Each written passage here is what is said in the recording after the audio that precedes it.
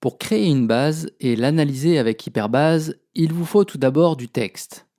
Plus exactement un corpus. Et pour être vraiment précis, il faudrait ajouter un corpus structuré suivant une hypothèse de travail.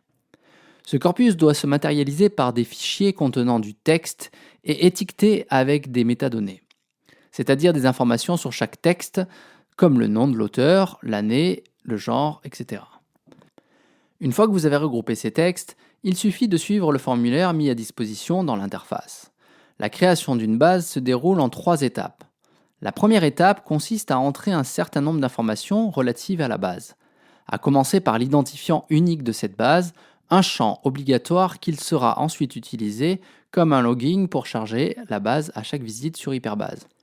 Vous pouvez ensuite renseigner un titre et une description, utiles si vous souhaitez partager la base. Une fois terminé, vous pouvez cliquer sur Suivant. La deuxième étape vous permet de charger le corpus sur le site.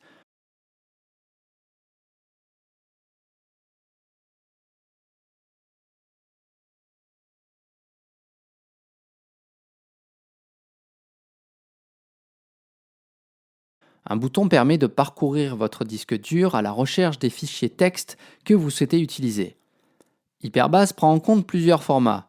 Le plus simple est le format TXT, c'est-à-dire du texte brut qu'on peut éditer dans l'éditeur par défaut de votre machine. Vous pouvez aussi utiliser des fichiers DocX ou encore PDF avec un avertissement tout de même sur le fait que le fichier est converti automatiquement en texte brut, ce qui peut altérer le texte lui-même. Mieux vaut donc préférer un fichier simple avec juste du texte. Les métadonnées peuvent être matérialisées de plusieurs manières. Le plus simple pour commencer est d'utiliser le nom de chaque fichier. Dans ce cas, le nom doit respecter un format strict qui donne des informations structurées par des tirets. Il est aussi possible d'utiliser un fichier Excel ou CSV qui contient autant de colonnes que de métadonnées, plus une colonne pour le texte. Hyperbase utilise dans ce cas automatiquement la colonne qui contient le plus de texte pour constituer le corpus.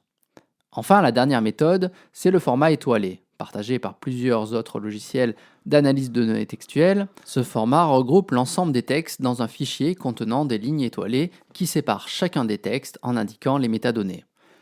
Une fois les fichiers choisis, le corpus est envoyé et un résumé est affiché avec un contrôle du format des métadonnées. Si le tableau est valide, vous pouvez passer à la dernière étape. L'étape finale consiste simplement à saisir une adresse mail nécessaire pour recevoir des notifications de la part d'Hyperbase lorsque les calculs à effectuer sont longs, et un mot de passe à utiliser avec l'identifiant que vous avez choisi à la première étape pour pouvoir charger la base, la supprimer ou effectuer des modifications dessus.